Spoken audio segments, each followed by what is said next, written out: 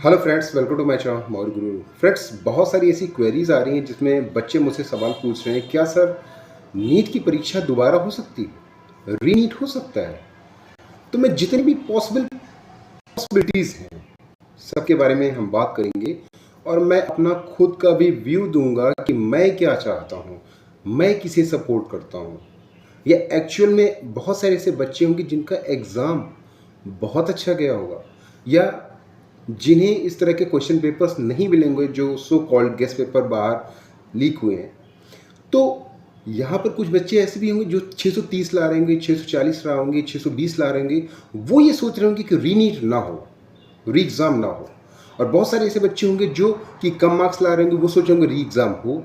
तो एक्चुअल में जो ज़्यादा मार्क्स ला रहे हैं, यहाँ पर ये पॉसिबिलिटीज़ भी नहीं है कि हो सकता है आपको 630 पे भी सीट न मिले। आपको ये लगता है कि आपने बहुत अच्छा स्कोर किया है।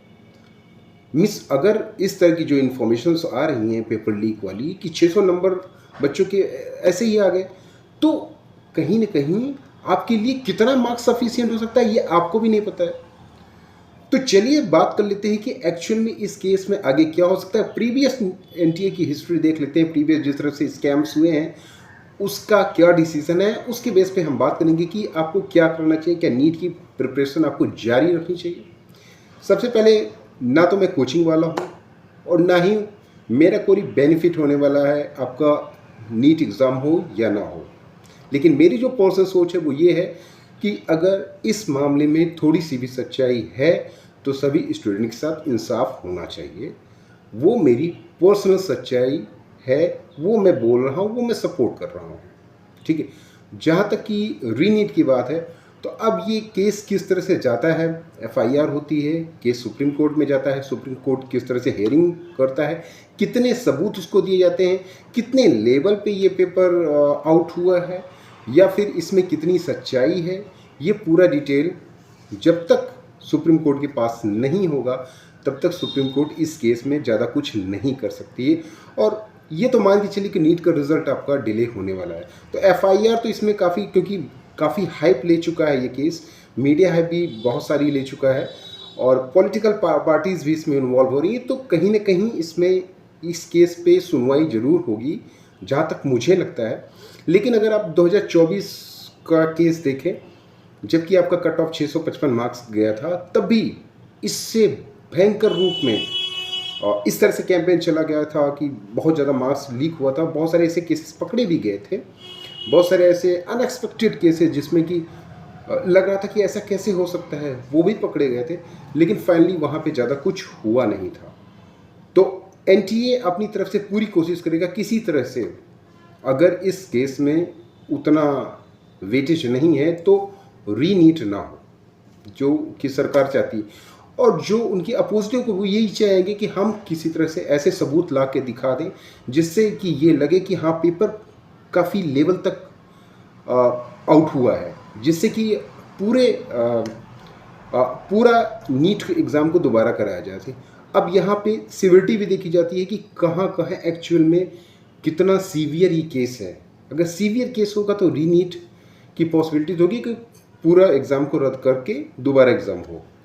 तो यहाँ पर बात ये नहीं कि नीट का एग्ज़ाम दोबारा हो या ना हो, बात ये है कि अगर ऐसा कुछ है तो स्टूडेंट के साथ इंसाफ होना चाहिए, उसकी प्रॉपर जांच होनी चाहिए।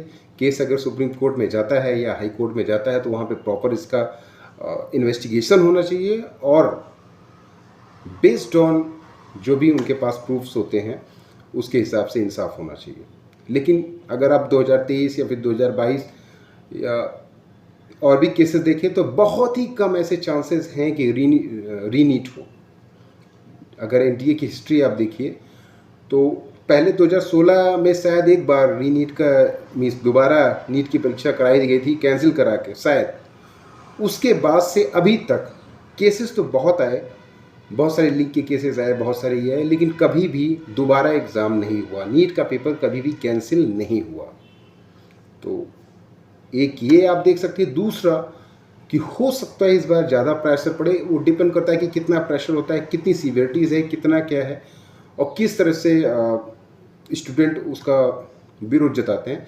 तो उस पर भी डिपेंड करता है कि आपका एग्ज़ाम होने की पॉसिबिलिटी क्या है। मेरा जो सजेशन आपसे ये है कि आपने पढ़ाई तो अभी तक की है, कोशिश करिए कि थोड़ा बहुत आप पढ़ाई से बिल्कुल ख़त्म मत करिए, थोड़ा बहुत उससे कांटेक्ट में रहिए। वो कुछ नहीं होगा तो एमबीबीएस फर्स्ट ईयर में ही काम आ जाएगा। तो ये चीज़ें आप रखिए। और बाकी इस समय तो नोटिफिकेशन बहुत सारे आ ही रहे होंगे, आपने देखा होगा। कोचिंग वाले शुरू कर देंगे कि यार रीनीट होगा, जल्दी से आ जाओ, एक बैच ज्वाइन कर लो, बहुत ही टफ क्वेश्चन पेपर इस बार आने वाला है। इस तरह का बहुत सारी ऐसी मिस इन्फॉर्मेशन आ रही है। सब कोचिंग वाले इस समय एडवर्टाइजमेंट चला रहे होंगे यूट्यूब वीडियोज़ पे, आपने देखा भी होगा। तो इस तरह की इन्फॉर्मेशन तो आनी ही आनी है। अब इससे आपको बचना कैसे, ये आपको देखना है।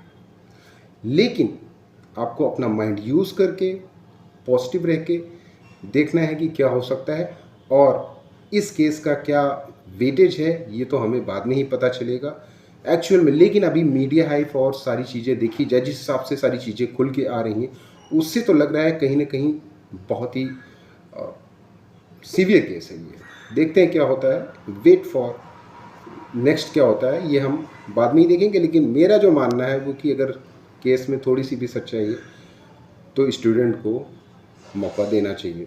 That's all.